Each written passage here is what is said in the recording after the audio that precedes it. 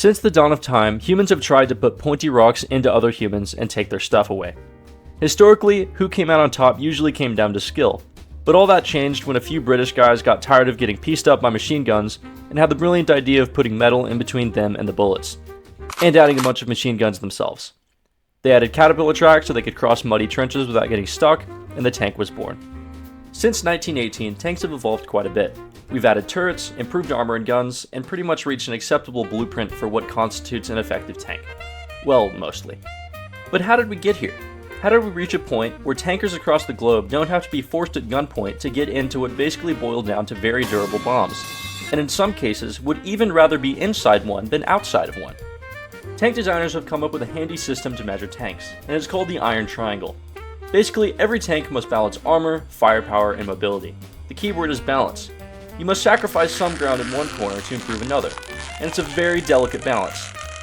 Okay, well maybe not that delicate, but you get the idea. We won't go too in depth on this just yet, but keep it in mind. At their inception, tanks were really not meant to face other tanks. They were essentially mobile pillboxes, and the main threat to them was relatively small anti-tank rifles, anti-tank field guns, and artillery. Also, what the Germans managed to squeeze out before they threw in the towel in 1918 was honestly somewhat difficult to classify as a tank.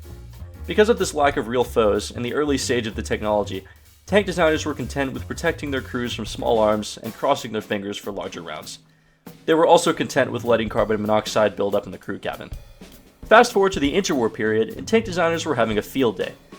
This was pretty much the Wild West of tank design.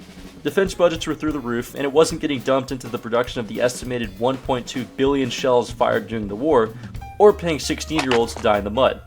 So tank designers pretty much had free reign to make whatever wacky contraptions they could come up with. Need more firepower? Add some more turrets. Need more room for those turrets? Make the whole tank comically long. Needless to say, this freeform design philosophy would lead to several rude awakenings when World War II broke out.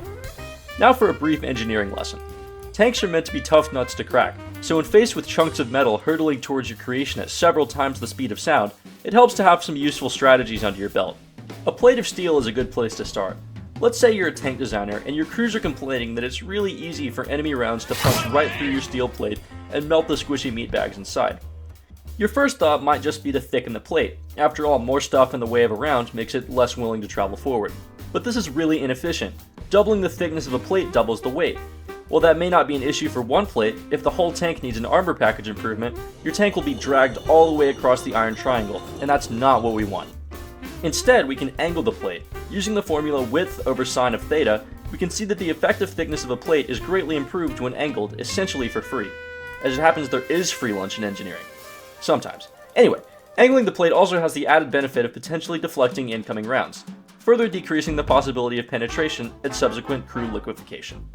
Going into the Second World War, angled armor was pretty much the only additional layer of protection tanks had. There were new developments like better engines that could pull more weight, more ergonomic designs, and better methods of construction, but to be honest, when the entire structural integrity of your vehicle is being potentially compromised, you're probably better off not being inside it, whether it's riveted, welded, or cast. At the start of the war, solid hardened steel slugs known as armor-piercing or just AP rounds were just about the best type of anti-tank round fielded. The formula was pretty simple. Get a piece of metal going really fast in the direction of the enemy tank, and repeat until it's on fire.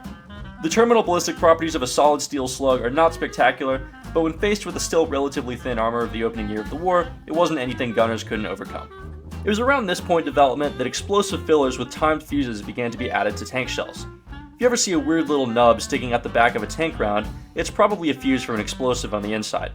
The development of fuses is a very complicated future video, but the short version is that engineers were able to time the explosion so that it popped on the inside of the tank upon penetration, sending shrapnel careening around the tank.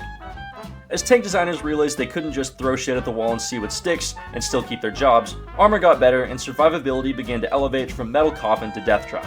Armor quality also began to improve, with new steel production methods producing more durable steel, which in itself is a topic for a whole nother video. Needless to say, engineers on the other end of the gun needed to step up their game, leading to armor-piercing capped or APC rounds. It was the same basic formula, but the steel round had a flat head made of a softer metal that would smush into angled armor, improving purchase and thus penetration. While APC was effective, it was inaccurate and lost velocity quickly due to the flat head.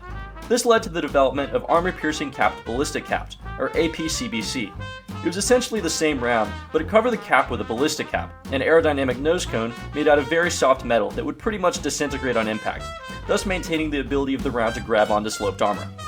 Some tank designers, most notably Germany and the USSR, decided that for some of their projects it would be more efficient to simply make bigger and bigger AP shell variants, cram them into bigger and bigger guns, and staple those to bigger and bigger tanks with thicker and thicker armor.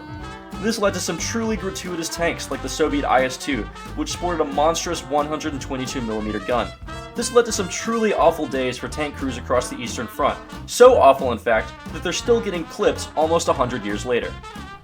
Well, ladies and gentlemen, that's going to do it for this video. It's currently 2 in the morning, 2:42 in the morning, and this was a really fun project. So in part 2, probably going to cover heat and sub-munitions. Yeah, sub-munitions. So stay tuned for part 2. If you're watching on TikTok, please check out my YouTube channel. If you're on YouTube, please like and subscribe. Really trying to move my audience onto YouTube. So yeah, I really hope you enjoyed, and I'll catch you in the next one.